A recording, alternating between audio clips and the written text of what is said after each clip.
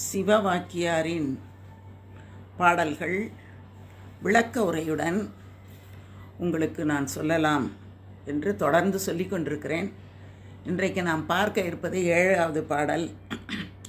எண்ணிலே இருந்த ஒன்றை யான் அறிந்ததில்லையே, எண்ணிலே இருந்த ஒன்றை யான் அறிந்து கொண்ட பின், எண்ணிலே இருந்த ஒன்றை யாவர் காண வல்லரோ, எண்ணிலே இருந்திருந்து யான் உணர்ந்து கொண்டேனே அப்படிங்கிற பாடல். அதில் அவர் என்ன குறிப்பிடுகிறார்னா, எண்ணிலே இருந்த ஒன்றை யான் அறிந்ததில்லையே, எனக்குள்ளேயே ஒன்று இருக்குது, அது என்னங்கிறது எனக்கு தெரியலை. அது என்னன்னு நான் கண்டுபிடிச்சிட்டேன் ஒரு நாள். ஏன்னா அந்த ஒன்று இந்த உடம்பை விட்டு போயிடும்போது இந்த உடலிலே போட்டு இருந்த அந்த சட்டையை கழட்டி போட்டுட்ட மாதிரி இந்த உடல் அப்படியே விழுந்து போகுது. அதுக்கப்புறம் அந்த உடலை என்ன பண்ணாலும் எதுவும் தெரியறதில்ல. அப்போ அந்த உடலை நிற்க வைத்தது, நடக்க வைத்தது எல்லாமே ஏதோ ஒன்று உள்ளே இருந்து தானே செய்தது.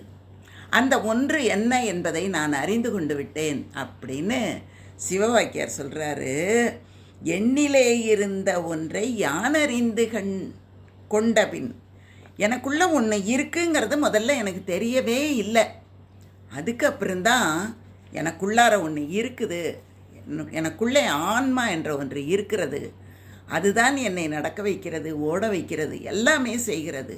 இல்லை என்றால் இந்த உடம்பு சும்மா அப்படியே கடந்து போயிடும், அதால் எதுவும் செய்ய முடியாதுங்கிறத நான் புரிஞ்சுக்கிட்டேன்.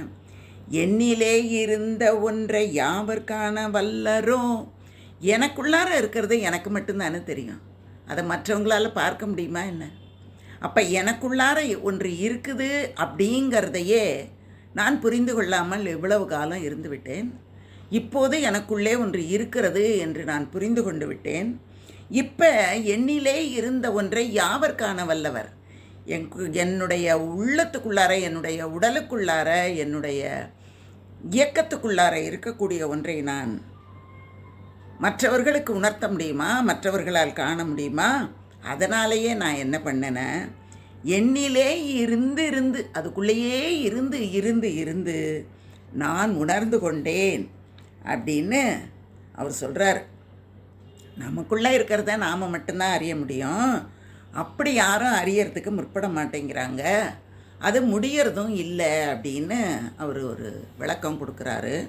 அடுத்தது, நினைப்பதொன்று கண்டிலேன் நீயலாது வேறில்லை, நினைப்புமாய் மறப்புமாய் நின்ற மாயை மாயையே, அனைத்து மாய கண்டமாய் அனாதி முன்னநாதியாய், எனக்குள் நீ உனக்குள் நான் இருக்கமாறு என்னனே அப்படின்னு கேட்குறாரு.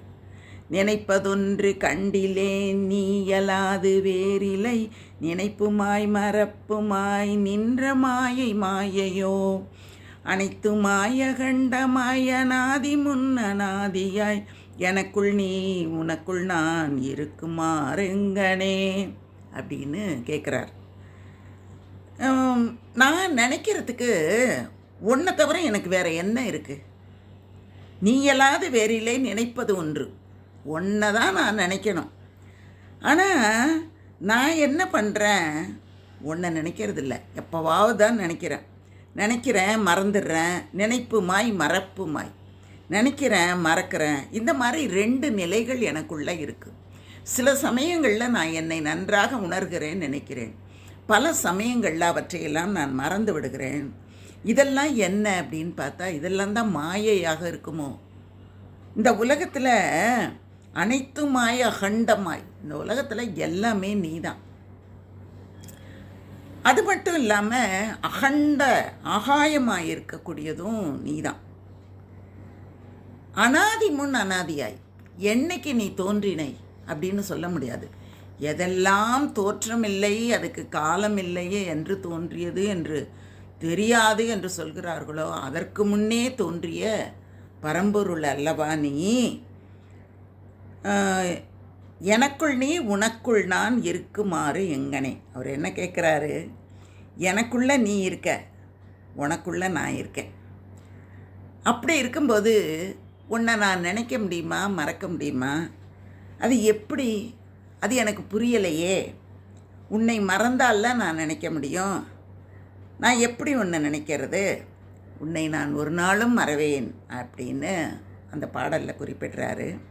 9வது பாடலில் மண்ணும் நீ விண்ணும் நீ மறிகடல்கள் ஏழும் நீ எண்ணும் நீ எழுத்தும் நீ இசைந்த பண் எழுத்தும் நீ கண்ணும் நீ மணியும் நீ கண்ணுளாடும் பாவை நீ நன்னும் நீர்மை நின்ற பாதம் நன்னுமார் அருளிடாய். இந்த பாடலில் என்ன சொல்கிறாரு? மண் நீதான், இந்த நிலம் நீதான், விண்ணும் நீதான், இந்த கடல்கள் 7 கடல்கள் என்று சொல்லக்கூடிய 7 கடல்களும் நீதான், எண்ணும் நீதான், எழுத்தும் நீதான், இசையிலே இருக்கக்கூடிய எழுத்துகளும் நீதான், என் கண்ணும் நீதான், இந்த கண்ணுக்குள்ளே இருக்கக்கூடிய அந்த கருவிழியும் நீதான், அந்த கருவிழியின் உள்ளே இருக்குமே பாவை என்ற ஒன்று அதுவும் நீதான், எல்லாமே நீயாகத்தான் இருக்கிறாய். நன்னும் நீர்மை நின்ற பாதம் நன்னுமாறு அருளிடாய். எல்லாவற்றிலும் இறைவனாகிய உன்னுடைய திருவடி சார்பு உள்ளது, அதை நான் உணருமாறு எனக்கு அருள் புரிவாயாக அப்படின்னு சிவவாக்கியார் கேட்குறாரு.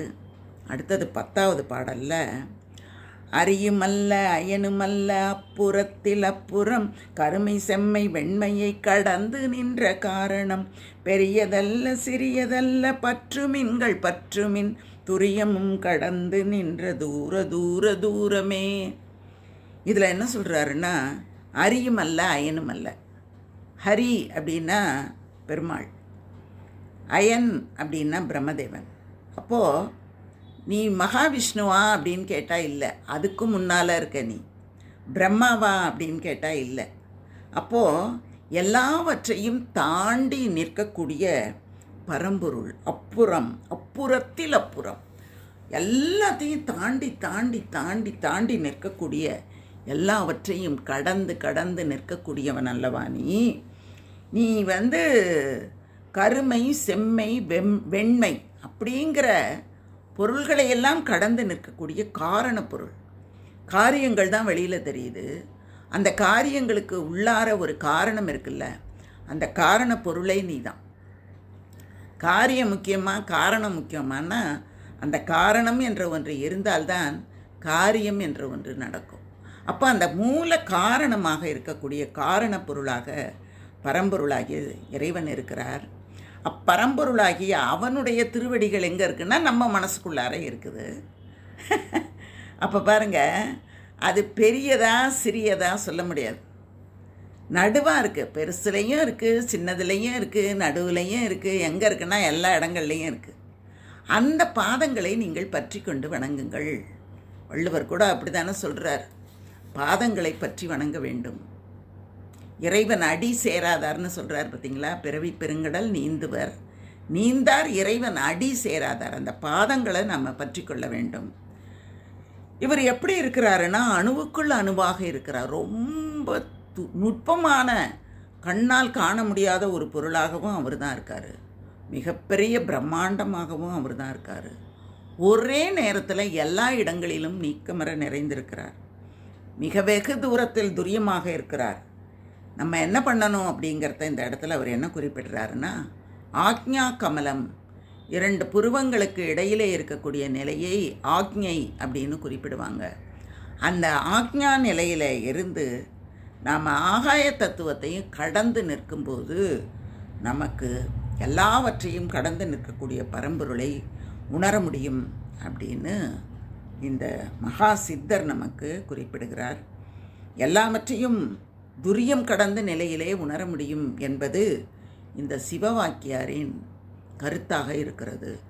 தொடர்ந்து பாருங்கள், நிறைய நான் இந்த சிவவாக்கியாரை பற்றி தொடர்ந்து சொல்லி கொண்டிருக்கிறேன். தொடர்ந்து பாருங்கள். ஓம் நம சிவாய. நன்றி.